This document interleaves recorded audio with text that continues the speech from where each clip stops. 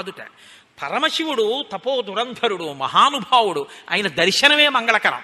అటువంటి పరమశివుడు బ్రహ్మదండాన్ని కమండలాన్ని పట్టుకుని హిమవత్ పర్వతం మీద నడుస్తుంటే కుమారస్వామి 2 రూపాలు ధరించి ఆయన వెనక నడుస్తుంటే ఎలా ఉంటుందో అలా ఉంది ఆ సన్నివేశం. అలా నడిచి వెడుతున్నారట. ఎక్కడికి వెడుతున్నాం గురువుగారు, మనం ఎంత దూరం నడవాలి గురువుగారు అడగలేదు. ముందు విశ్వామిత్రుడు నడుస్తున్నాడు, వెనక రామలక్ష్మణులు నడుస్తున్నారు. ఇది గురు శుశ్రూష అంటే. గురువుగారు వెడుతున్నారు, మనం వెడుతున్నాం అంతే. గురువుగారికి తెలుసు మన ఎక్కడ ఆపాలో, గురువుగారికి తెలుసు మనకేం పెట్టాలో. వెళ్ళిపోతున్నారు. వెళ్ళాడు వెళ్ళాడు వెళ్ళాడు వెళ్ళాడు ఒక్కసారి వెనక్కి తిరిగి చూశాడు పిల్లలు ఇద్దరి వంక. ఇద్దరు పిల్లలు ఇలా నవ్వుతూ చూశారు. అప్పటి వరకు ఇలా ముట్టుకుని గురువుగారు గురువుగారే ఎక్కడికి వెళ్తున్నాం గురువుగారే, ఇంకా ఎంత నడవాలి గురువుగారే, ఏమీ అడగలేదు. చిన్న పిల్లలు.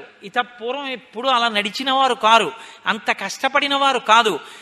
ఎంత గురుభక్తిరా వీళ్ళకి, నా వెంట ఎలా నడిచి వచ్చేస్తున్నారా, రథాల్లో వెళ్ళవలసిన వాళ్ళు, గుర్రాల మీద వెళ్ళవలసిన వాళ్ళు, ఏనుగుల మీద అంబారీలో తిరగవలసిన వాళ్ళు నా వెంట నడిచి వచ్చేస్తున్నారు. వెనక్కి తిరిగి చూశాట. ఇది గురువు అంటే. కడుపు నిండిపోయింది. అబ్బా ఏమి శిష్యులు రా నా శిష్యులు అనుకున్నట్ట. తన వెంట నడిచి వచ్చినందుకు ఎక్కడికి అని అడగనందుకు గురువుగా విశ్వామిత్రుడు రాముడికి ఇచ్చిన కానుక ఏమిటో తెలుసా అండి? ఇలా తిరిగి చూసి నవ్వాడు. నవ్వి రాముణ్ణి పిలిచన్నాడు, గృహాణవచ్చశీలం మా భూత్కాలస్య పర్యయ మంత్రగ్రామం గృహాణత్వం బలాం అతిబలాం తథా. రామా, కమండలంలో ఆ నీళ్లు తెచ్చుకుని కూర్చో, ఆచమనం చెయ్యి. నీకు బల అతిబల అని 2 విద్యలు ఉపదేశం చేస్తున్నానన్నాడు. ఏం చేస్తాయి అవి?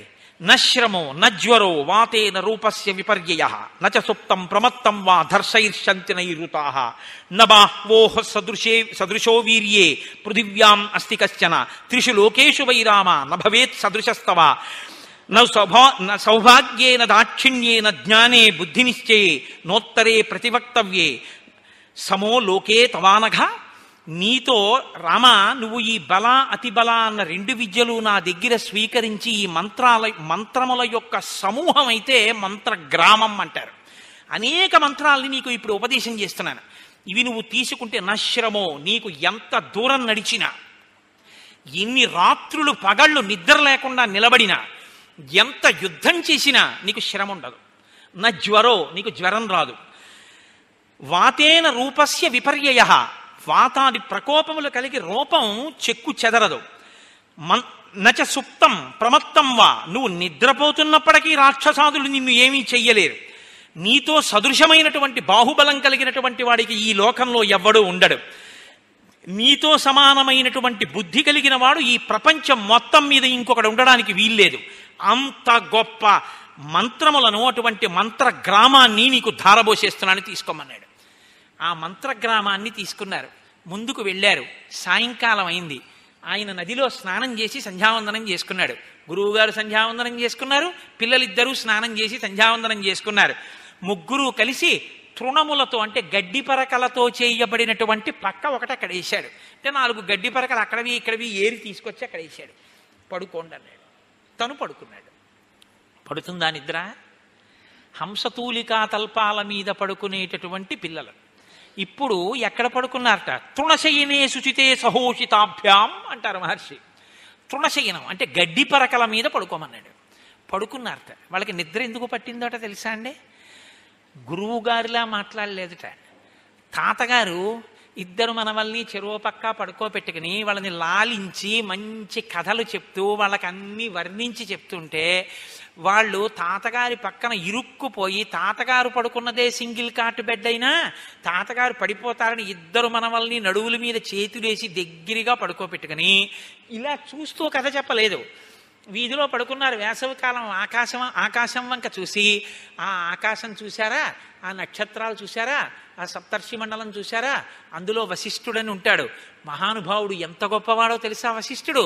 ఆయన రామచంద్రమూర్తికి కులగురు అని చెప్తుంటే తాతగారి చెవి దగ్గరగా ఇద్దరు మనవలు అలా ముఖాలు పెట్టి తాతగారు కదులుతున్న నోరు వంక చూస్తూ ఆ మాటలు వింటూ అందులో లయమైపోయి, మనం ఇరుక్కు పడుకున్నాం, కదిలితే పడిపోతామన్నది కూడా మరిచిపోయి తాతగారు మాట్లాడుతుంటే నిద్రపోతే ఊ ఊ అండం మానేస్తే తాతగారు అటు ఇటు చూసి ఇద్దరూ నిద్రపోయారని లేచి పక్క మీద సర్ది తాను దుప్పటి దులుపుకుని కింద పడుకున్నట్టు ఇంత అలవాటు పడినటువంటి హంసతూలికా తల్పాలకి అలవాటు పడి నిద్రపోయేటటువంటి రామలక్ష్మణులు అత్యంత ఆదరంతో ప్రేమతో ఆ విశ్వామిత్ర మహర్షి మాట్లాడుతున్న మాటలు కథలు వింటూ ఆదమరిచి నిద్రపోయారు ఇద్దరు. నిద్రపోతే విశ్వామిత్ర మహర్షి కూడా నిద్రపోయారట. ఏమి రామాయణం అండి! కళ్ళకి కట్టిస్తారు మహర్షి. గురువు యొక్క ప్రేమ అంటే ఎలా ఉంటుందో చూపిస్తారు. అది గురువు అంటే. ఆదరంతో దిగవలసిన చోట దిగిపోతాడు, ఎక్కవలసిన చోట పైకెక్కుతాడు. ఆ ఆరోహణ అవరోహణలలో శిష్యుణ్ణి పైకి ఎక్కిస్తాడు. జారిపోకుండా తనతో తిప్పుకుంటాడు. సామాన్యుళ్ళ ఉంటాడు. ఎక్కవలసిన చోట తనేమిటో ఎక్కి నిలబడి చూపిస్తాడు, పైకి లాగుతాడు. తెల్లవారిపోయింది. పిల్లలు కదూ బడలిపోయారు. ఇద్దరూ నిద్రపోయారు. ఆయనో బ్రాహ్మీ ముహూర్తానికి లేచిపోయాడు. ఆయన అలవాటు అయింది.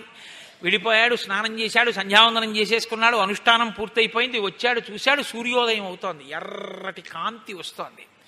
పిల్లలిద్దరు ఇంకా పడుకునే ఉన్నారు. చూశాడు, నిద్రపోతున్నటువంటి రామలక్ష్మణుల యొక్క సౌందర్యాన్ని వాళ్ళు పుట్టిన తరువాత బయట ఉన్న వ్యక్తి అనుభవించడంలో మొట్టమొదట అనుభవించిన ఏకైక వ్యక్తి విశ్వామిత్ర మహర్షి. ఎందుకంటే అప్పటి వరకు కౌసల్య చూసింది అందం, సుమిత్ర కైకేయి చూసింది, దశరథుడు చూశాడు, బయట వాళ్ళు చూడలేదు. విశ్వామిత్రుడు తృణశయనం మీద పడుకోబెట్టాడు ఇద్దరిని. అయినా వాళ్ళని నిద్ర లేపేటప్పుడు వాళ్ళ యొక్క ముఖ సౌందర్యాన్ని చూశాడు, ఆ నిద్రాకాలిక సౌందర్యాన్ని చూశాడు. చూసి అంటాడు, కౌసల్యా సుప్రజా రామ పూర్వా సంధ్యా ప్రవర్తతే ఉత్తిష్ట నరశార్దూల కర్తవ్యం దైవమాన్నికం. కర్తవ్యం మీతో నేను మనవి చేశాను. ఆయన అంటాడు, కౌసల్యా సుప్రజా రామ, కౌసల్య యొక్క మంచి సంతానమైన రామ నిద్రలే. ఇక్కడ బహుభంగిమలు అనుభవించారు పెద్దలు. ఏం దశరథ సుప్రజా రామ అనకూడదు ఏమిటి? సాధారణంగా మనం అప్లికేషన్లో ICHRVVB కోటేశ్వరరావు సన్ ఆఫ్ అంటే తండ్రి గారి పేరు రాస్తాం తప్ప అమ్మగారి పేరు రాయం, నాన్నగారి పేరు రాస్తాం. ఈయన తండ్రి గారి పేరు పెట్టి పిలవలేదు, కౌసల్యా సుప్రజా రామ అన్నాడు. ఇన్ని భావాలో తెలుసా అండి మనసులో? మీ నాన్నని వివాహం చేసుకున్న తర్వాత పట్టమహిషి అయినా ఆవిడికి పిల్లలు పుట్టకపోతే సుమిత్రం చేసుకున్నాడు, బాధపడలేదు. నాకు పుట్టలేదు, వాళ్ళకు పుడితే చాలని దశరథుడు తండ్రి కావాలని వ్రతాలు చేసింది మీ అమ్మ. సుమిత్రకి పుట్టకపోతే యవ్వనంలో ఉన్న కైకమ్మని తెచ్చుకున్నాడు. అసలు కౌసల్య ఇంటికి రాకుండా కైకమ్మ మందిరంలో గడిపాడు. ఆవిడికి బిడ్డలు పుట్టకపోయినా ఆవిడ మాటే వినడం మొదలెట్టాడు. అయినా మీ అమ్మ నొచ్చుకోలేదు. మహాపతివ్రత అయి ఎప్పుడూ దశరథ మహారాజు గారిని అనువర్తించి ఎప్పుడూ భగవంతుణ్ణి నమ్ముకుని ఇన్ని పూజలు చేశాను, నా కడుపు పండలేదు అనలేదు. ఈశ్వరుణ్ణి సేవిస్తూనే ఉంది. ఎంత నమ్మకం ఉన్నదో మీ అమ్మ. కాబట్టి కౌసల్యా సుప్రజా రామ కాదు, నేను మీ నాన్నని వెళ్ళి పంపించవయ్యా, నేను ప్రతిజ్ఞ చేస్తున్నానంటే ఇలా ఇలా అన్నాడు.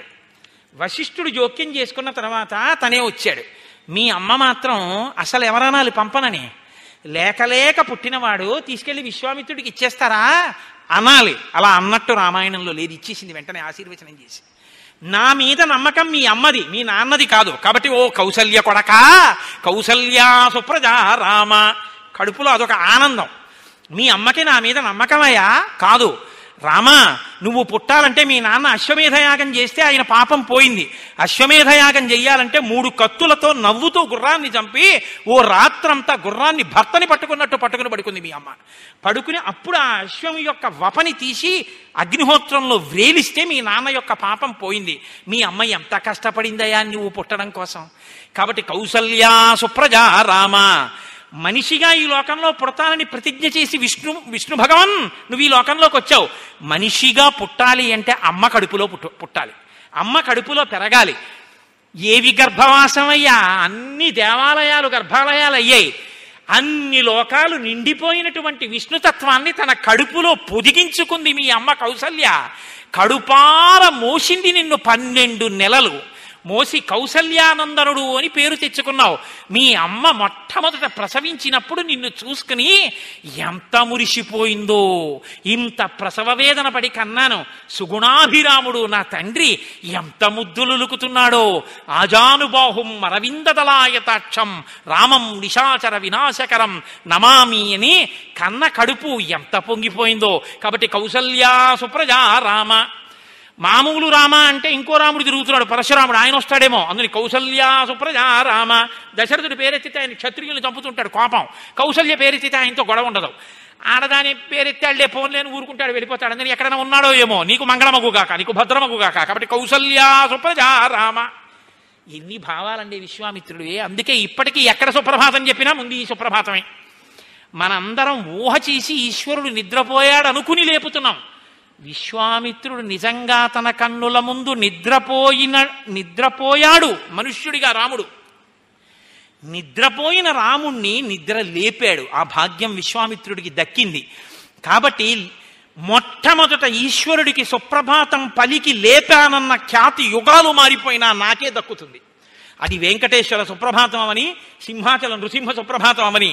ముందు మాత్రం కౌసల్యా సుప్రజా రామ పూర్వా సంధ్యా ప్రవర్తతే. నే చెప్పిన శ్లోకమే చెప్పాలంతే సుప్రభాతం. ఏ దేవాలయంలో ఈశ్వరుణ్ణి లేపినా నేనన్న మాటతోనే లేవాలి.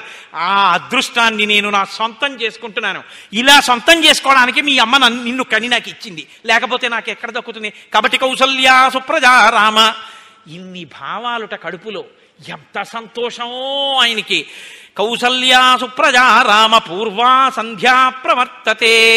మీ నాన్న నీకు ఉపనయనం చేశాడు, క్షత్రియుడివి, యజ్ఞోపవీతం ఉంది, నువ్వు ధర్మం పాటించాలి. ధర్మం అంటే ఏమిటో లోకానికి చూపించడానికి వచ్చినటువంటి వాడివి. ధర్మం అంటే తెలుసుకోవడం కాదుగా, అనుష్ఠించడంగా. సంధ్యావందనం చెయ్యాలిగా, దాని ఎందు త్వర ఉండాలిగా. మరి సూర్యోదయం అయిపోతే ప్రాయశ్చిత్తంతో సంధ్యావందనం చెయ్యాలిగా, అర్ఘ్యం ఇవ్వాలిగా. అందుకని తొందరగా నువ్వు లేవద్దు, నువ్వు చెయ్యవలసిన పని నువ్వు చెయ్యొద్దు. కాబట్టి అవతల సూర్యోదయం అయిపోతుంది. నిద్రపోతున్న వాడిని కారణం చెప్పకుండా లేపకూడదు. అందుకని కారణం చెప్తున్నాను రామా. పూర్వా సంధ్యా ప్రవర్తతే ఉత్తిష్ట నరశార్తూలా. నువ్వేం సామాన్యుడివి కావు, నరులలో శ్రేష్ఠుడివి. రేపు పొద్దున్న యుగాలు మారిపోయినా మనుష్యుడన్నవాడు ఏం చెయ్యాలి అన్నది ఆలోచిస్తే నువ్వు చెప్పినటువంటిది, నువ్వు చేసినదే దృష్టిలో పెట్టుకుని చేస్తారు. కాబట్టి రామా నువ్వు నిద్రపోవచ్చా, లేవద్దు నువ్వు. కాబట్టి ఉత్తిష్ట నరశార్తూలా కర్తవ్యం దైవమాన్నికం. దైవానికి సంబంధించినటువంటి ఆహ్నికం సంధ్యావందనం చేయాలని ఆయన లే అన్నాడు. అనేటప్పటికీ మహానుభావుడు నిద్రలేచాడు. లేచాడు, స్నానం చేశాడు, లక్ష్మణ సహితుడై చిన్ని రాముడు చక్కగా కూర్చున్నాడు, సంధ్యావందనం చేసుకున్నాడు. మురిసిపోయాడు మారీచుడు ఆయన్ని చూసి. ఏకవస్త్రధరో ధన్వీ సిఖీ కనకమాలయ. చిన్న పిల్లాడయ్యా, పిలక పెట్టుకుని ఏకవస్త్రం కట్టుకుని మెళ్ళో ముత్యాలహారం వేసుకుని ఏమందామయ్యా రావణ, రాముడంటే అప్పుడు చూశాను నేనని చెప్పాడు రావణాసుడితో కలిసినప్పుడు అరణ్యకాండలో. కాబట్టి సరే కలిశారు, బయలుదేరారు. ఏమి రామాయణం హరిప్రసాద్ గారు, ఏమి నడవట్లేదండి ఇది. కాబట్టి ఇద్దరు రామలక్ష్మణులు విశ్వామిత్రుడు కలిసి ముందుకు వెడుతున్నారు. వెడుతుంటే అక్కడ ఒక ఆశ్రమం కనపడింది. ఆశ్రమంలో కొన్ని వేల మంది తాపసులు కనపడ్డారు. అడిగాడు. అడిగేవాడికి శ్రద్ధ ఉండాలి. శ్రద్ధ అన్నమాటకు అర్థం ఏమిటో తెలుసా అండి? ఈయన జారిపోయాడో, ఈయన కాని వెళ్ళిపోయాడో మనకి ఇంత లోతుగా చెప్పేవాళ్ళు లేడు. కాబట్టి ఈయనతో నేనుండడమా, ఆయన నాతో ఉండడమా, ఏమో ఆయన ఎప్పుడు వెళ్ళిపోతాడో. కాబట్టి ఆయన ఉన్న సమయం వినియోగించేసుకోవాలి, అలాగని ఆయన్ని విసిగించేయకూడదు. కాబట్టి ఇప్పుడు శ్రద్ధగా అడిగితే చెప్తాడు. కాబట్టి కస్యయమాశ్రమ పుణ్య కోన్వస్మిన్ వసతే పుమాన్ భగవన్ శ్రోతుమిచ్ఛావః పరం కౌతూహలం హినౌ. భగవన్, ఇది ఎవరి ఆశ్రమం, ఇక్కడ ఎందుకు ఈ తాపసులు ఉన్నారు, నాకు వినాలనుంది, చాలా కుతూహలంగా ఉంది, మీ దగ్గర బాగా వివరంగా తెలుసుకోవాలనుంది. అందులో ఏదో కట్టే కొట్టే తెచ్చేయని చెప్పకుండా వివరంగా నాకు చెప్దురు. చిన్ని రాముడు అంత సంతోషంగా అడిగితే కాదనలేకపోయాడు విశ్వామిత్రుడు. చదవండి రామాయణం, చదివితే మీరు బాగా వివరంగా ఆ విశ్వామిత్రుడు చెప్పిన రీతికి మురిసిపోతారు నిజంగా. ఆయన అన్నాడు, పరమశివుడు ఇక్కడ ఒకానొకప్పుడు తపస్సు చేశాడు. తపస్సు చేసి ఉన్న సమయంలో మన్మధుడు ఆయన మీద బాణప్రయోగం చేశాడు. బాణప్రయోగం చేస్తే కోపం వచ్చినటువంటి పరమశివుడు మూడవ కన్ను తెరిచాడు. ఆయన మూడవ కన్ను తెరిచినప్పుడు మన్మధుడి యొక్క అంగములు, శరీరాంగములన్నీ భస్మమై జారి కింద పడిపోయాయి. మన్మధుడు అనంగుడయ్యాడు. పరమశివుడు ఎక్కడ కన్ను తెరిచి చూశాడో, ఎక్కడ మన్మధుని యొక్క అవయవములు జారి పడిపోయాయో దాన్ని అంగదేశము అని పిలిచారు. కాబట్టి అనంగ ఇతి విఖ్యాత తదా ప్రభృతి రాఘవ సచాంగ విషయ శ్రీమాన్ యంత్రాంగం ప్రముమోచ. ఇది ఈ అంగదేశంలో ఉన్నటువంటి పరమశివుని యొక్క ఆశ్రమం. అప్పటి నుంచి పరమశివుడు తపస్సు చేసుకున్నప్పుడు ఆయనని సేవించినటువంటి భక్తులు ఋషుల దగ్గర నుంచి ఆ ఋషుల్ని సేవించినటువంటి కొన్ని వేల మంది ఇప్పటికీ ఆ అనుక్రమంలో, ఆ వరుస క్రమంలో ఇప్పటికీ వచ్చినటువంటి వాళ్ళు, ఇదిగో చూసావా ఎంతమంది తాపసులో వీళ్ళందరూ, వీళ్ళు పరమశివుణ్ణి సేవించిన వాళ్ళని సేవించిన వాళ్ళు. అందుకే తస్యాయమాశ్రమ పుణ్య తస్యేమే మునయఃపురా శిష్యా ధర్మపరా నిత్యం తేషాం పాపం న విద్యతే. ఇక్కడ తస్యాయమాశ్రమ పుణ్య, ఇంత పుణ్యప్రదమై పరమశివుడు తపస్సు చేసుకుంటున్నప్పుడు సేవించినటువంటి ఋషుల యొక్క వరుస క్రమంతో ఉన్నటువంటి ఆశ్రమం కనుక ఈ మహాపురుషులు ఎవ్వరికీ కూడా పాపం ఉండదు. వీళ్ళు పరమశివుని యొక్క సేవ చేసిన వాళ్ళకి సేవ చేస్తున్న వాళ్ళు. అది శివానుగ్రహం అంటే. అంత గొప్ప ఆశ్రమం రామా ఈ ఆశ్రమం అని చెప్పారు. చాలా సంతోషించారు. సంతోషించి ముందుకు బయలుదేరారు. మీరు నన్ను కొద్దిగా సహకరిస్తే ఏమి చేయడం, కాబట్టి ఒక్కసారి కనీసం తాటకా సంహారం వరకు చెప్తే, విశ్వామిత్ర మహర్షికి రేపు గొప్ప పూజ జరగబోతోంది కాబట్టి ఇక్కడ ఒక గొప్ప ధర్మ సూక్ష్మం ఇమిడి ఉంది. కాబట్టి తాటకా సంహారం చెప్పి పూర్తి చేస్తాను. ఇద్దరు, ఆ ముగ్గురు కలిసి ముందుకు వెడుతున్న తర్వాత అక్కడ కనపడినటువంటి ఒక ప్రదేశం గురించి రాముడు పరిప్రశ్న చేశాడని అనుకోండి విశ్వామిత్రుణ్ణి. అప్పుడు ఆయన అంటాడు విశ్వామిత్రుడు, కైలాస పర్వతే రామ మనసా నిర్మితం సరహా. వాళ్ళు గంగానదిని దాటి వెళ్ళాలి. ఆ గంగానదిని, రామాయణం అండి గొప్ప ధర్మశాస్త్రం. రామాయణం చదివేటప్పుడు మీకు అనేకమైనటువంటి ధర్మ సూక్ష్మాలు కనపడతాయి. ఆ ధర్మ సూక్ష్మాలని మీరు చూస్తే, బాగా అలవాటు పడితే అసలు మీరు అనుభవించేటటువంటి స్థితి, మీరు చూసేటటువంటి దృష్టి కోణం మారిపోతాయి. చాలా గొప్పగా ఉంటుంది. ఎందుకంటే రామలక్ష్మణుల్ని తీసుకుని ఆ ఋషులందరూ సాగనంపితే ఒక పడవ ఎక్కాడు విశ్వామిత్రుడు. గంగానదిని దాటి వెళ్ళాలి తను యజ్ఞం చేస్తున్న సిద్ధాశ్రమం దగ్గరికి వెళ్ళాలంటే. అందుకని ఇప్పుడు గంగ దాటుతుంటే ఎక్కడో ఒక చోట నీరు బద్దలైపోతుంటే ఎటువంటి చప్పుడు వస్తుందో, అంటే బుగ్గ అంటారు చూడండి, ఆ లోపల నుంచి పుడుతున్నప్పుడు వస్తుంది చప్పుడు. అంత పెద్ద ఘోష, అంత పెద్ద చప్పుడు వినపడింది. ఏమిటిది అని అడగాలంటే ఎవరిని అడగాలి? నాకేం తెలుస్తుందా, ఎక్కడ పడితే అక్కడ నీళ్ల మధ్యలో ఇక్కడ చప్పుడు ఉంది, ఎందుకంటే నేనేం చెప్తాను అనలేదు. సర్వజ్ఞుడు, మహానుభావుడు, ఆయన్నే అడగాలి. ఆయన్ని అడిగితే ఆయన కేవలం అది చెప్పడం కాదు, అక్కడ ఏం చేయాలో చెప్తాడు ఆయన. అది విశ్వామిత్రుడు అంటే. చెక్కాడండి రాముణ్ణి. విశ్వామిత్రుడు ఏ బోధ చేసి ఎలా శిల్పాన్ని తయారు చేశాడో ఆ రాముడే లోకాభిరాముడయ్యాడు తర్వాత. కాబట్టి వాళ్ళు గంగానది మీద పడవలో వెళ్ళిపోతున్నప్పుడు వచ్చినటువంటి పెద్ద శబ్దాన్ని విని రాముడు అడిగాడు, ఏమిటి శబ్దం, నీటిలో ఇక్కడ ఒక్క చోట ఎందుకు వస్తోంది ఇలాగని అడిగాడు.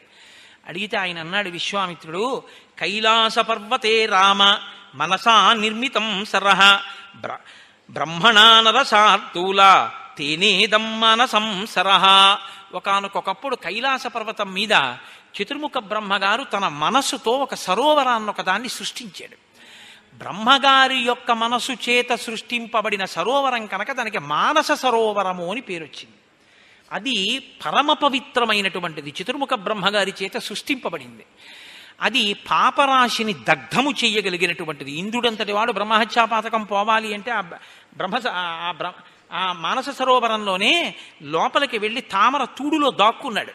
కాబట్టి ఆ సరోవరం ఏదుందో అందులోంచి మళ్ళీ ఒక నది పుట్టింది.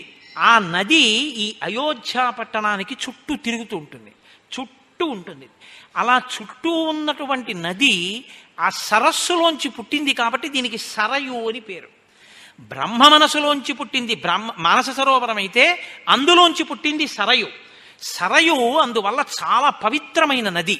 ఆ నది అయోధ్య చుట్టూ తిరిగి, రామ ఇప్పుడు మనం గంగలో ప్రయాణం చేస్తున్నాం కదా, ఇక్కడ గంగలో కలిసింది. ఇప్పుడు గంగా సరయు నదీ సంగమం జరిగింది. రెండు పరమ పవిత్రమైనటువంటి నదులు కలుసుకున్నటువంటి ప్రదేశం అత్యంత శక్తివంతమై పరమ పవిత్రమై ఉంటుంది. రామ దానిని యథాలాపంగా దాటి వెళ్ళిపోకూడదు. అది పరమ పవిత్ర ప్రదేశం కనుక మనం అక్కడ ఒక నమస్కారం చెయ్యాలి. కాబట్టి మీరు తస్యాయమతుల శబ్దో జాహ్నవీం అభివర్తతే వారి సంక్షోభజో రామ ప్రణామం నియతక్కురు. ఇక్కడ నువ్వు ఒక నమస్కారం చెయ్యి అన్నాడు. నమస్కారం చేశారు, గంగానదిని దాటారు, కిందకి దిగారు, ముందుకు వెడుతున్నారు. అక్కడ ఒక పెద్ద అరణ్యంలా ఉంది, నిర్మానుష్యమైనటువంటి ప్రదేశం. నాకు శృంగేరి వెళ్ళినప్పుడు అక్కడ అరణ్యాలు చూస్తే ఈ శ్రీరామాయణంలో వర్ణనలే నాకు జ్ఞాపకానికి వచ్చాయి. అది చాలా చీకటిగా ఉంది వనమంతా. రాముడు ప్రశ్న వేస్తే ఎంత గొప్పగా ఉంటుందో తెలుసా అండి. అవతలవాడు జవాబు చెప్పకుండా ఉండలేడు. ఎందుకంటే అంత పరిశీలనాత్మకంగా చూసి వేస్తాడు ప్రశ్న. పిల్లాడు ఎంత గొప్పగా చూశాడురా, ఎంత గొప్పగా చూసి అడుగుతున్నాడురా ప్రశ్న అని యథాలాపంగా అడిగిన ప్రశ్న కాదు.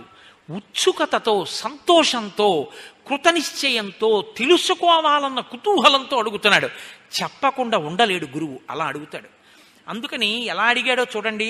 అహోవనమిదం దుర్గం జిల్లికాగణనాదితం భైరవై శ్వాపదై పూర్ణం శకుంతైర్దారుణారుతై. భగవన్, ఏమిటి అరణ్యమంతా ఇలా ఉంది, ఇక్కడ ఈల పురుగుల గోల వినపడుతోంది అన్నాడు. ఇదో చమత్కారమైనటువంటి మాట. మనమైతే బహుశా కీచురాళ్ల రొద అని ఒకటి అంటుంటాం. కీచురాళ్ళు అదే పనిగా అరుస్తున్నాయి అంటే అక్కడ మనుష్య సంచారం అవి ఇంకా ఎక్కువ లేదు అని గుర్తు. కీచురాళ్ళు అరుస్తూ ఉంటాయి. ఈల పురుగుల యొక్క రథ వినపడుతోంది. భాసపక్షులు చేసేటటువంటి ధ్వనులు వినపడుతున్నాయి. శ్రీరామాయణంలో ఇదొక చమత్కారం అండి. అనేకమైన చెట్ల పేర్లు, అనేకమైన పక్షుల పేర్లు, అనేకమైన శకునాల పేర్లు మీకు కనపడతాయి. కొన్ని పక్షులు అరుస్తున్నాయంటే అక్కడ మనుష్యుల్ని తినేసే అలవాటు ఉన్న రాక్షసులు ఉన్నారని గుర్తు. అక్కడ మనుష్యులు తిరగరనమాట, అక్కడే ఆ పక్షులు ఎగురుతుంటాయి. కాబట్టి భైరవైశ్వాపదై పూర్ణం శకుంతైర్దారుణారుతై. భాసపక్షుల యొక్క అరుపులు వినపడుతున్నాయి, ఈల పురుగుల యొక్క రొదలు వినపడుతున్నాయి. క్రూర మృగములు ఒక్కటే ఇక్కడ తిరుగుతున్నాయి. ఇక్కడ ఉండేటటువంటి చెట్లు చూస్తే చెండ్ర, నల్లమద్ది, తుమ్మి, కలిగొట్టు, మారేడు మొదలైనటువంటి పెద్ద వృక్షాలతో నిండిపోయి ఉంది. ఎక్కడా మనుష్య సంచారం కనపట్టలేదు, ఒక్క మనిషి లేడు. ఇలా ఎందుకు జరిగింది? దీనికి ఇలా జరగడానికి కారణం ఏమిటి? ఎందుకు ఇలా ఉంది ఈ వనం అంటే ప్రమాదాన్ని శంకించాడు రాముడు. ఇది మనుషులు తిరగట్లేదు, ఇక్కడ ఎవరో మనుషుల్ని తినేవాళ్ళు ఉండాలి, ఇలా ఎందుకుందని అడిగాడు. ఆయన దీర్ఘదర్శనానికి సంతోషించాడు విశ్వామిత్రుడు. సంతోషించి ఆయన అన్నాడు, నాయనా ఇక్కడ ఇది ఎందుకుందో ఈ వనం చెప్తాను, జాగ్రత్తగా విను. ఒకానొకప్పుడు ఇంద్రుడు వృత్రాసురుడు అనబడేటటువంటి ఒక బ్రాహ్మణ వధ చేశాడు. ఆయనని ఆ బ్రహ్మహత్యా పాతకం పట్టుకుంటే ఆయనకి మలదము, కరుషము అని రెండు ప్రబలై, అంటే విపరీతమైన ఆకలి, శరీరమునందు అశుచి, ఈ రెండూ వచ్చాయి. అవి ఆయన వదిలిపెట్టలేదు, ఎక్కడికి వెళ్ళినా వెంటబడ్డాయి. అప్పుడు ఇంద్రుడు ఈ ప్రాంతానికి వచ్చాడు. మహర్షులందరూ ఏం చేశారంటే ఆయన ఒంటికి పట్టిన అశుచిని తొలగించడానికి, ఆయనకి పట్టుకున్న ఆకలిని తొలగించడానికి అభిమంత్రించినటువంటి మంత్రపూతములైన నదీ జలములను తీసుకొచ్చి ఆయనని ఇక్కడ స్నానం చేయించారు. ఆ జలముల చేత ఆయన పాపములు వదిలిపెట్టి ఈ భూమి మీద పడ్డాయి. ఈ భూమి స్వీకరించింది. ఇంద్రుడి యొక్క ఆ మలాన్ని, ఇంద్రుడి యొక్క కరుషము అంటే ఆకలిని ఈ భూమి బుచ్చుకుంది. కాబట్టి ఈ రెండు పట్టణాలకి మలదము, కరుషము అని పేర్లు వచ్చాయి. అలా పేర్లొచ్చిన ఈ రెండు పట్టణాలని చూసి ఇంద్రుడు సంతోషించాడు. మీరు నాకున్నటువంటి ఇబ్బందుల్ని పుచ్చుకున్నారు కనుక మీరు సౌభాగ్యవంతములై, జనవంతములై, ఐశ్వర్యవంతములై పరిఢవిల్లెదరుగాక అని వరమిచ్చాడు. జనంతో నిండిపోయి ఈ పట్టణాలన్నీ చాలా సంతోషంగా ఉండేవి. కానీ ఇక్కడ తాటక అని పేరు కలిగినటువంటి ఒక రాక్షసి బయలుదేరింది. ఆవిడ ఈ ప్రాంతాన్నంతటినీ కూడా తన ఆధీనం చేసుకుని మనుష్యుల్ని తినేయడం మొదలుపెట్టింది. ఆ కారణం చేత జనం అందరూ వెళ్ళిపోయారు. నిర్మానుష్యములై శోభ తరిగిపోయి ఈ ప్రాంతం అంతా అరణ్యమైపోయింది అన్నాడు. వదిలిపెడతాడా రామచంద్రమూర్తి? కస్యచిత్తథ కాలస్య యక్షీ వై కామరూపిణి బలం నాగసహస్రస్య ధారయంతీ తదాహ్యభూత్ తాటకానామ భద్రం తే భార్యా సుందస్య ధీమతః మారీచో రక్షస పుత్రో యస్యాహ శక్ర పరాక్రమః. గురువుగారి ప్రేమ అంటే ఏమిటో మీరు చూడండి. రామ 1000 ఏనుగుల బలం కలిగినటువంటి ఒక యక్షిణి, ఒక రాక్షసి ఇక్కడ తిరుగుతుంది, మనుషుల్ని తింటుంది అని ఊరుకోవాలి కదా. విశ్వామిత్రుడు అన్నాడు వెంటనే, తాటకానామ భద్రంతే, ఆవిడ పేరు తాటక, రామా నీకు భద్రమగుగాక అంటే ప్రేమ. అయ్యో పిల్లల్ని తీసుకొచ్చాను ప్రతిజ్ఞ చేసి, ఆ తాటక ఎక్కడి నుంచి వచ్చి మీద పడుతుందో ఈ పిల్లల మీద, ఈ పిల్లలకి ఏమీ జరగకుండుగాక, రామా నీకు భద్రంతే భద్రంతే. తాటక అన్న రాక్షసి ఇక్కడ తిరుగుతోంది, దానికి 1000 ఏనుగుల బలం. సుందుడు అన్న ఆయన ఆమెకి భర్త, మారీచుడు అన్నవాడు కొడుకు. వాళ్ళ వల్ల ఈ ప్రాంతం ఇలా అయిపోయింది అన్నాడు. ఊరుకుంటాడా రామచంద్రమూర్తి? అలా ఊరుకుంటే ఇంకేమండి. ఆయన అన్నాడు, అలా కాదు మహానుభావ, అసలు తాటకకి శాపం ఎందుకు వచ్చింది? అడిగే ప్రశ్న ఎలా ఉంటుందో తెలుసా అండి, విసిగిస్తున్నట్టుండదు, దానికి జవాబు చెప్పకుండా ఉండలేని స్థితిలో ఉంటుంది, అంత ఉత్సాహవంతంగా ఉంటుంది ఆ ప్రశ్న. వెంటనే రాముడు అన్నాడు, అదేమిటి? అల్పవీర్యాయదా యక్షా, యక్షులు చాలా అల్పవీరులు, వాళ్ళకేం పెద్ద బలం ఉండదు. యక్షిణి అంటున్నారు కదా, అందులో ఆడది కదా తాటక, అటువంటి దానికి అంత బలం ఎక్కడి నుంచి వచ్చింది? ఉండకూడదు కదా. 1000 ఏనుగుల బలం ఎలా వచ్చింది? ఆవిడ అయినా ఏనుగుల బలం వస్తే మాత్రం ఈ ప్రాంతాన్ని ఎందుకు ఇలా చేసింది? బ్రహ్మన్ నాకు చెప్పరా. పిల్లాడి వంక చూశాడు, ఏమి ప్రేమ, ఏమి ప్రశ్న వేస్తాడు, ఎంత ఉత్సాహం తెలుసుకోవాలని. నాన్న తప్పకుండా చెప్తాను. మళ్ళీ మొదలుపెట్టాడు. పూర్వమాసీన్మహా యక్ష సుకేతుర్నామ వీర్యవాన్ అనపత్య శుభాచార సచతేపే మహత్తప. పూర్వకాలంలో సుకేతుడు అని పేరు కలిగినటువంటి ఒక యక్షుడు ఉండేవాడు. ఆయన చాలా గొప్ప ఆచరణ కలిగిన వాడు, చక్కటి ప్రవర్తన ఉన్నవాడు. ఆయన తపస్సు చేశాడు ఒకనకొకప్పుడు చతుర్ముఖ బ్రహ్మగారి కోసం. బ్రహ్మగారు ప్రత్యక్షం అయ్యారు. ఎవరు తపస్సు చేసినా ఆయన ప్రత్యక్షం అవుతాడు, తపస్సు చేయాలి కానీ. చేస్తే ప్రత్యక్షం. ఏం కావాలన్నాడు? నాకు ఒక గొప్ప కొడుకు కావాలన్నాడు. ఆయనేమి శంకించాడు. ఆయన అన్నాడు, కొడుకు కుదరదు కానీ నీకు 1000 ఏనుగుల బలం ఉన్నటువంటి ఒక ఆడపిల్లని ఇస్తున్నానన్నాడు. ఇప్పుడు ఒక ఆడపిల్ల పుట్టింది. ఆ పుట్టినటువంటి ఆడపిల్ల 1000 ఏనుగుల బలంతో పుట్టింది. పుడుతూనే ఆవిడ్ని సుందుడు అనబడేటటువంటి పేరు ఉన్నవాడికి ఇచ్చి వివాహం చేశాడు. ఏదో ఇద్దరూ సంతోషంగా ఉన్నారు. కస్యచిత్తథ కాలస్య యక్షీ పుత్రం అజాయత మారీచం నామ దుర్ధర్షం యస్యాపాద్రాక్షసో భవత్. ఈ యక్షులిద్దరికీ కలిపి ఒక పిల్లాడు పుట్టాడు, వాడి పేరు మారీచుడు. కానీ వాడు యక్షులకి పుట్టినవాడు యక్షుడే అవుతాడు కదండి. కానీ వాడికి శాపం వచ్చి రాక్షసుడు అయ్యాడన్నారు. శాపం వచ్చి యక్షుడు రాక్షసుడు అయ్యాడు, అలా ఎందుకు వచ్చింది? మళ్ళీ అడిగాడు. చెప్పాలి కదా మరి. అందుకని ఆయన అన్నాడు, రాక్షసత్వం భజస్వేతి మారీచం యజహారస. అలా ఎందుకయ్యాడంటే నాయన, ఒకానొకప్పుడు అగస్త్య మహర్షి ఈ ప్రాంతంలో వెళ్ళిపోతున్నారు. వెళ్ళిపోతుంటే ఈ తాటక యొక్క భర్త అయిన సుందుడు అనబడేటటువంటి యక్షుడు ఆయన మీద పడ్డాడు. ఎందుకు ఆయన మీద పడుతుంటారంటే, ఆయన పొట్టిగా ఉంటారు అగస్త్య మహర్షి. ఆయన శక్తి తెలుసుకోలేక ఆయన్ని చూస్తే ఏదో పరిహాసం ఆడచ్చు అనుకుని వీళ్ళు వెళ్ళి ఆయన మీద పడుతుంటారు. ఆయన మీద పడ్డారు. ఆయన మహానుభావుడు. ఆయన గురించి బ్రహ్మవైవర్త పురాణంలో ఎంత గొప్పగా చెప్తారో. ఆ సముద్రం అడుగున ద్వారం ఉంది. రాక్షసులందరూ ఆ కింద పడుకునేవారు. వాళ్ళ రాకపోకలు తెలిసేవి కావు. వాళ్ళని చంపడం కోసం అని చెప్పి దేవతలు అన్నారు, ఈ సముద్రం నీళ్లు కాసేపు తీసేస్తే మనం వెళ్ళి చంపేయచ్చు, తర్వాత మళ్ళీ నీళ్లు నింపేద్దామని అగస్త్యుడి దగ్గరికి వెళ్ళి అడిగారు, అయ్యా కాసేపు మీరు ఆ నీళ్లు లోపలికి బుచ్చేసుకోండి, మేము రాక్షసుల్ని చంపేసి వచ్చేస్తాం అన్నారు. వాళ్ళు ఏం చెప్పడం మర్చిపోయారంటే, మళ్ళీ నీళ్లు వదిలేయండి అని చెప్పడం మర్చిపోయారు. ఆయన ఏం చేశాడంటే, అదెంత పని, సముద్రంలో నీళ్లు తీసేయాలి అంతేనా అని సముద్రపు దొడ్డుకి వెళ్ళి ఓసారి ఆచమనం చేసేసాడు. అవన్నీ పుచ్చేసుకున్నాడు. ఓం కేశవాయ స్వాహ అన్నాడంతే, వెళ్ళిపోయాయి సముద్రపు నీళ్ళు.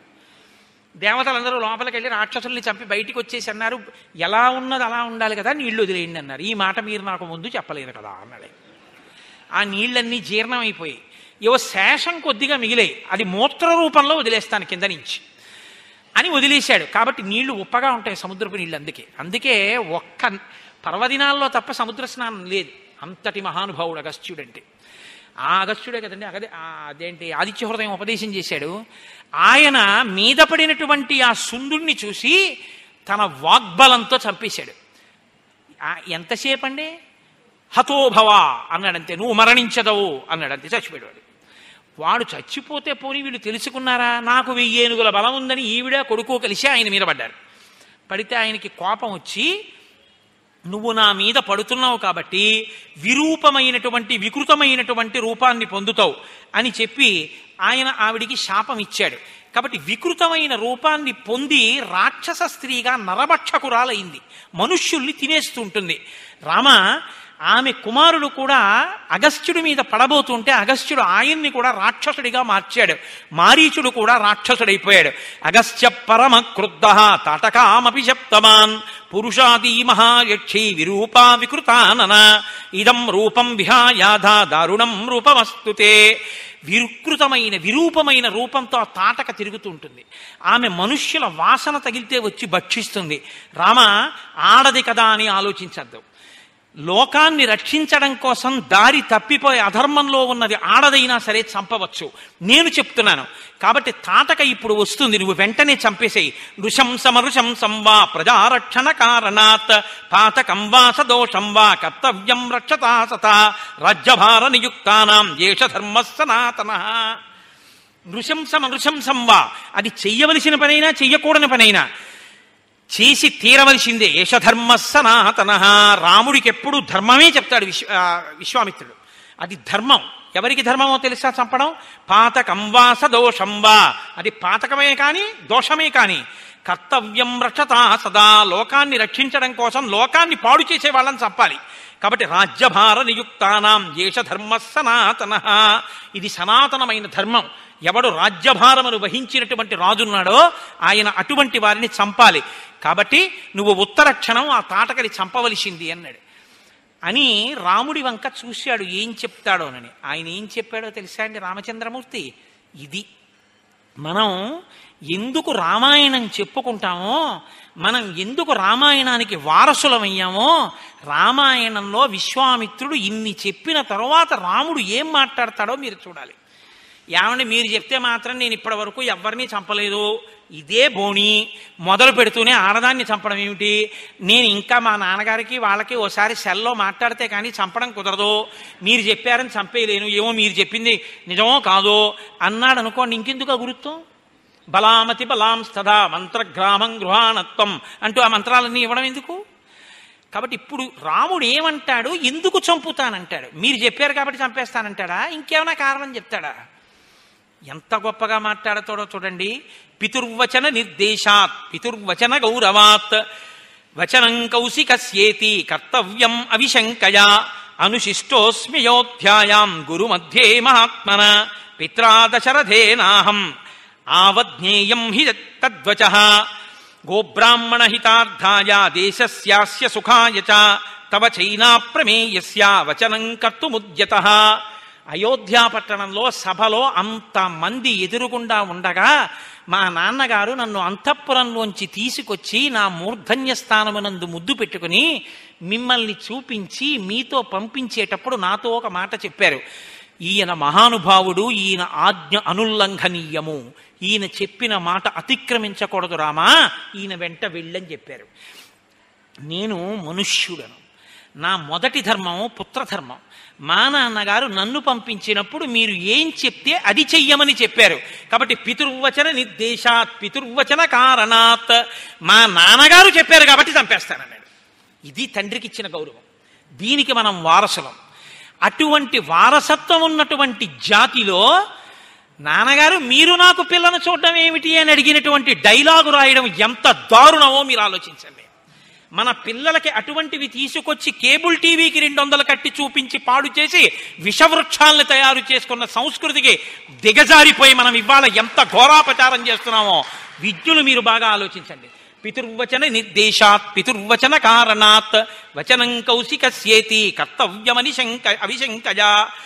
కాబట్టి గోబ్రాహ్మణ హితార్థాయ గోబ్రాహ్మణుల యొక్క హితము కొరకు నిష్కారణముగా గోబ్రాహ్మణుల్ని చంపింది కాబట్టి గోవులోంచి పంచగవ్యాలు వస్తాయి. ఆ పంచగవ్యాలని చేత పట్టుకొని బ్రాహ్మణుడు మంత్రాలని అనుసంధించి లోకరక్షణ కొరకు యజ్ఞయాగాదులు చేస్తాడు. వీళ్ళిద్దరూ బాగుంటే లోకం బాగుంటుంది. కాబట్టి గోబ్రాహ్మణ హితార్థాయ దేశస్యాస్య సుఖాయ చ, దేశము యొక్క సుఖం కొరకు తవ చైనా ప్రమేయస్య వచనం కర్తుముజ్యత. కౌశికుడవు, నాకు గురువువి, మహానుభావుడివి, నాకింత అస్త్ర సంపద ఇచ్చినవాడివి, ధర్మాధర్మములు తెలుసున్నవాడివి, బ్రహ్మర్షివి, నువ్వు నాకు ఇది ధర్మమని చెప్పిన తరువాత ఇక నేను అతిక్రమించడం అన్నది ఉండదు. నా బుద్ధితో ఆలోచించవలసిన పని లేదు. తండ్రి చెప్పాడు, మీరు చెప్పారు, నేను తాటకా సంహారం చేస్తున్నానన్నారు. ఈలోగా తాటక చూసింది, పరిగెత్తుకొచ్చింది, మీద పడింది, రాళ్ల వర్షం కురిపించింది, మాయని పొందింది, అంతర్ధానమైంది, విచిత్ర రూపాలు పొందింది, కామరూపంతో ప్రవర్తించింది, అనేక విధాలుగా ఆయనతో యుద్ధం చేసింది. కానీ విశ్వామిత్రుడు అన్నాడు, నాయన అసుర సంధ్య వేళ దాటిపోతోంది, చీకటి పడిపోయింది, ఇటువంటి సమయంలో ఇంకా నువ్వు ఉపేక్షిస్తే రాక్షసుల యొక్క బలం పెరిగిపోతుంది, కాబట్టి ఆలస్యం చెయ్యకుండా ఇక బాణప్రయోగం చేసి సంహరించు అన్నాడు. ఆమె గబగబా పరిగెత్తుకొస్తుంటే ఏమైనా మారుతుందేమో చూస్తాను, ఈమె యొక్క గమన శక్తిని నిరోధిస్తానని కాళ్ళు చేతులు తెగ్గొట్టాడు. అయినా సరే మీదొచ్చి పడిపోతుంటే లక్ష్మణస్వామి ముక్కు చెవులు కోసేశారు. అయినా ఆమెలో మార్పు రాకుండా వచ్చి మీద పడిపోతుంటే పిడుగులాంటి బాణాన్ని వక్షస్థలం మీద ప్రయోగించారు. ప్రయోగించగానే తాటక గిలగిల తన్నుకుంటూ అరణ్యంలో పడి ప్రాణం విడిచిపెట్టింది. అమ్మయ్యా, తాటక మరణించిందన్న శుభవార్తకిట ఈ లోకంలో ఉన్న వాళ్ళు కాదు, ఇంద్రుడితో సహా దేవతలందరూ లేచి నిలబడ్డారట. ఎంత శుభవార్త! తాటక మరణించింది. ఇంతకన్నా శుభవార్త ఏమిటి? మహానుభావుడు విశ్వామిత్రుడు బ్రహ్మర్షి రామలక్ష్మణుల్ని తీసుకెళ్లి లోకరక్షణార్థం తాటకా సంహారం చేయించి ఇంతటి మహోపకారం చేశాడని తాం హతాం భీమ సంకాచం దృష్టాసురపతిస్తదా సాధు సాధ్వితి కాకుత్సం సురాశ్చ సమపూజయన్. గొప్ప పని అంటూ దేవతలు ఇంద్రుడు కూడా పరుగున వచ్చి రామచంద్రమూర్తిని స్తోత్రం చేశారట. విశ్వామిత్రుడు ప్రహృష్టవదన ఎంతో ఆనందించాట. అబ్బా, ఏమి శిష్యుడు దొరికాడు రా! నేను ఒక మాట చెప్తే అతిక్రమించకుండా తవ చైనా ప్రమేయస్య వచనం కర్తుముజ్యత, మీ మాటకి చంపేస్తానని చంపాడు. ఇది నా శిష్యుడని పొంగిపోయేట. కానీ శిష్యుడిని పొగడకూడదు. ఎంతో సంతోషించి, నాయనా రండి, మనం ఇక్కడ తాటకా సంహారం అయిపోయింది, మనందరం బయలుదేరుదామని చెప్పి చీకటి పడిపోయిన తర్వాత నిర్భయంగా మళ్ళీ ఇద్దరు పిల్లల్ని పెట్టుకుని చక్కగా వనంలోనే పడుకుని మంచి కథలతోటి చక్కటి విషయాలతోటి మళ్ళీ మనవలిద్దరినీ తాతగారు పట్టుకున్నట్టుగా పడుకోబెట్టుకుని ఎంతో మంచి కబుర్లు చెప్తూ ఆశ్రమంలో అక్కడ ఉన్నటువంటి వాళ్ళందరూ, చుట్టుపక్కల వాళ్ళందరూ కూడా వస్తే ఎంతో ఆనందంగా ఆ రోజు రాత్రి విశ్వామిత్రుడు రామలక్ష్మణులతో కలిసి పడుకుని నిద్రపోతున్నాడు. ఇంకా ఇంతకన్నా చెప్పి వాళ్ళకి నిద్రాభంగం చేయడం ఎందుకు? రేపు సాయంకాలం మళ్ళీ ప్రారంభం చేద్దాం. ఇవాళ విశ్వామిత్రుడు వచ్చినటువంటి ఘట్టం రామాయణంలో చాలా గొప్పది. ఈ ఘట్టం ఎంత గొప్పదో రేపటి రోజు నేను ఒళ్ళు మరిచిపోయి చెప్పకుండా ఉంటే షణ్ముఖోత్పత్తి వస్తుంది, గంగావతరణ వస్తుంది. వాల్మీకి మహర్షి ఫలశ్రుతి చెప్పరు ఎక్కడ. ఇది వింటే ఇది వస్తుందని వాల్మీకి చెప్పరు. అటువంటిది షణ్ముఖోత్పత్తికి గంగావతరణానికి కూడా చెప్పారు. ప్రత్యేకించి గర్భిణీ స్త్రీలు విని తీరాలి షణ్ముఖోత్పత్తి. గంగావతరణం ఎవరు వింటారో వాళ్ళకి ఆ క్షణంలోనే పాపరాశి ధ్వంసం అయిపోతుందని చెప్పారు మహర్షి. అంత గొప్ప గంగావతరణం. రేపటి రోజున విశ్వామిత్రుడి వంశవృత్తాంతం, మారీచ సుబాహుల మరణం, ఈ ఘట్టాలన్నీ బహుశः రామచంద్రమూర్తి నాతో పలికించి ఎక్కడో ఉండిపోకుండా నన్ను కాపాడుగాక.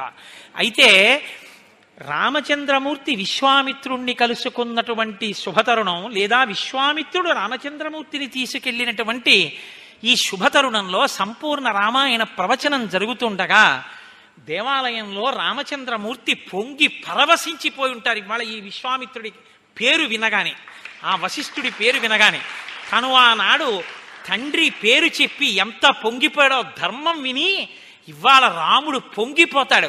ఒక చేతకాని వాణ్ణి నేను చెప్తేనే అంత సంతోషిస్తాడు ఆయన. రేపటి రోజున సప్తర్షులకు పూజ చేస్తారు.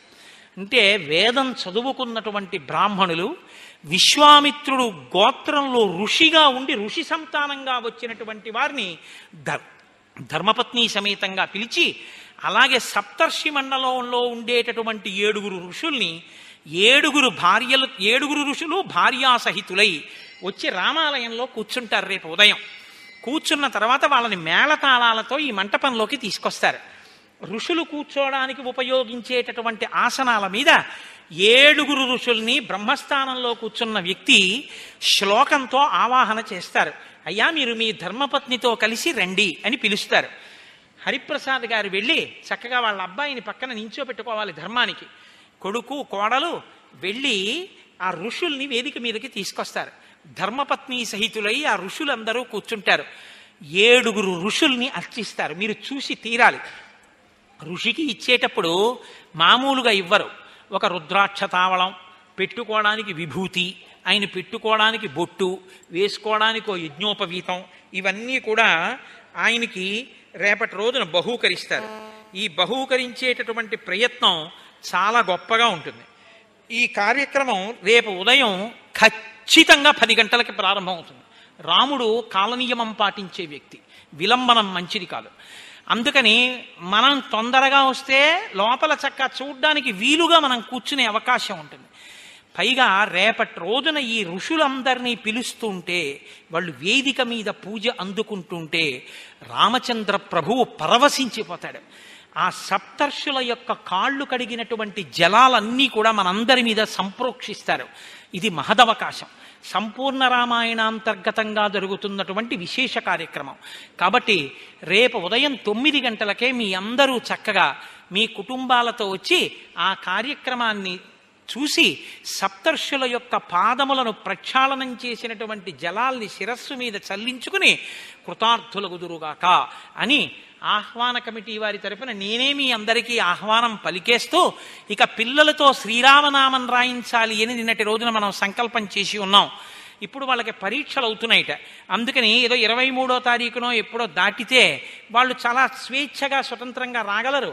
ఇప్పుడైతే కొంచెం బెరుకుగా అయ్యో మనం చదువు వదిలామని భయం ఉంటుందేమో అని వాళ్ళ కర్తవ్యం మనం పాడు చేయకూడదు. కనుక 23వ తారీఖున వాళ్ళ పరీక్షలు అయిపోతాయి. కాబట్టి మీకు బహుశా 24, 25లో ఉంటున్నది. ఆ డేట్ అనౌన్స్ చేస్తాం.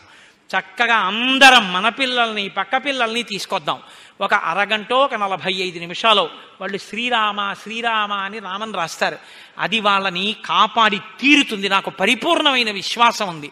వాళ్ళందరికీ రామమాడలు బహూకరించి పంపిద్దాం. కాబట్టి రేపు ఉదయం విశేష కార్యక్రమం తిలకించడానికి ఉదయం 9 గంటలకి 10 గంటలకి మధ్యలోనే వచ్చేసేయండి.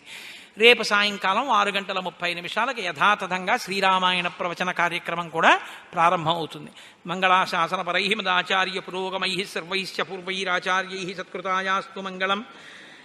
మంగళం కోసలేంద్రాయ మహనీయ గుణాత్మనే చక్రవర్తి తనూజాయ సర్వభౌమాయ మంగళం. ఉమాకాంతాయ కాంతాయ కామితార్థప్రదాయినే శ్రీగిరీశాయ దేవాయ మలినాథాయ మంగళం. కరచరణకృతం వా కర్మవాక్కాయజం వా శ్రవణనైనజం వా మానసం వాపరాధం విహితమవిహితం వా సర్వమేత్తక్షమస్మా శివ శివ కరుణాబ్ధే శ్రీ మహాదేవ శంభో. సర్వం శ్రీ ఉమామహేశ్వర బ్రహ్మార్పణమస్తు. స్వస్తి. ఇంత పవిత్రమైనటువంటి ఘట్టాన్ని విన్న రోజున రామనామం చెప్తే రాముడు ఇంకా పొంగిపోతాడు కదండి. రోజు తిన్నన్నం తింటున్నామన్నారు విశ్వనాథ వారు. 11 సార్లు రామనామం చెప్పుకుని వెళ్ళిపోతే కదా వాక్కున్నందుకు అదృష్టం. కాబట్టి చక్కగా నీ చెప్పక్కర్లేదు, మీ అందరూ దయచేసి కూర్చోండి, చెప్పాలా మేము చెప్తామంటారు. కాబట్టి చక్కగా కూర్చుని చెప్పండి శ్రద్ధాళువులే. ఏదో వెళ్ళిపోతూ మాట్లాడితే చిన్నబుచ్చుకోడు రాముడు. కూర్చుని చెప్పండి, సంతోషిస్తాడు. నా కథ వినడానికైతే కూర్చున్నారు, నా పేరు చెప్పడానికైతే లేచి నిలబడి వెళ్ళిపోతూ చెప్తున్నారు. చూసావా సీత అంటాడు, చిన్నబుచ్చుకుంటాడు. కాబట్టి కూర్చోండి. భక్తితో భజించు వారికి ముక్తి నొసగును రామనామము.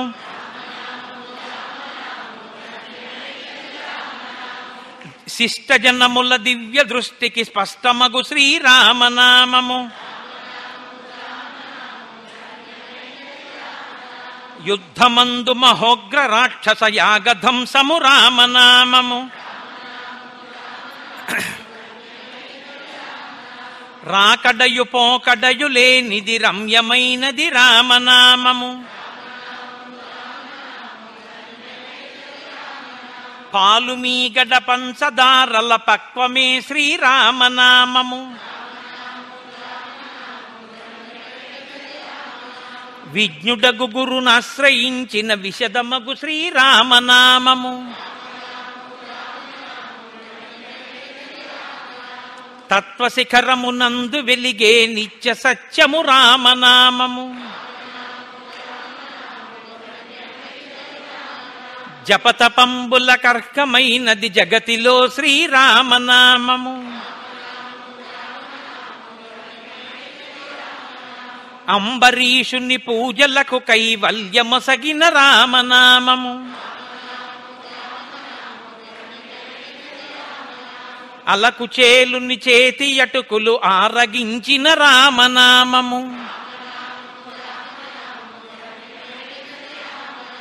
జానకీ హృత్కమలమందున అలరుచున్నది రామనామము మూడు నదులను దాటి వారికి మోక్షలక్ష్మియ రామనామము రాక్షసులను తరిమి కొట్టిన నామమే శ్రీరామనామము మంగళంబగు భక్తితో పాడిన శుభకరంబగు శ్రీరామ